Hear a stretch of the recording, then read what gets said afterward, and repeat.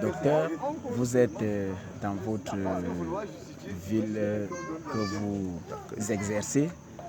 Vous venez d'assister à une conférence de débat organisée par le Centre camerounais de lutte contre les violences faites aux hommes. Quels sont vos sentiments? Avant tout, je veux me présenter. Je suis le docteur Arsène Benet Michel, médecin chef du centre médical d'arrondissement de Lembézi. J'exerce ici depuis plus de 10 ans pratiquement. Par rapport au thème sur lequel on a débattu, par rapport à notre association qui est un centre camerounais de lutte contre les violences faites aux hommes. Parce que ça avait toujours été une injustice. Quand cette association s'est implantée ici, elle m'a tellement intéressé que je pense que lors de la première conférence qu'on a faite ici, j'ai eu des interventions très intéressantes qui ont un peu impressionné les gens.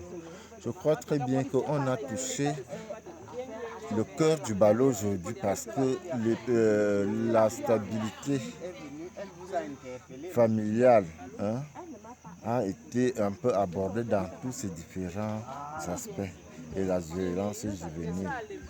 J'ai été totalement impressionné par l'habilité de tous les intervenants et l'agilité de certains intervenants.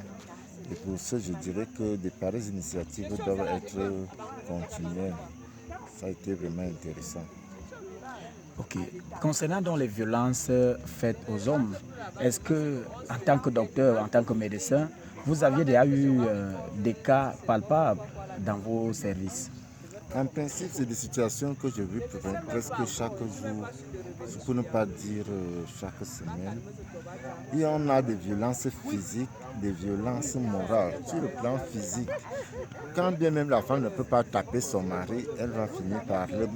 J'ai vu une femme qui, au niveau d'un village qu'on appelle Endo, qui a poignardé son mari au niveau du thorax. Et malheureusement, heureusement pour le monsieur, ça s'est passé du côté droit parce que si ça s'est passé du côté gauche, ça allait être fatal. J'ai vu une femme qui a versé de l'eau chaude à son mari et cela a créé des blessures des brûlures du deuxième degré avec des superficies un peu intéressantes qui pouvaient compromettre sa vie. J'ai vu une femme qui a donné un gourdin sur la tête de son mari et qui a développé ce qu'on appelle un hématome suddural. J'étais obligé de les évacuer en urgence à Yaoundé pour qu'on aille faire un scanner. Voilà le temps de violence physique que j'ai vu. Sur le plan moral, c'est chaque jour que les hommes viennent se plaindre du mauvais comportement de leur femme qui a fini même par les rendre impuissants parce que la femme l'a traumatisé à tel point que quand elle veut même exercer l'acte sexuel, elle devient incapable de le faire.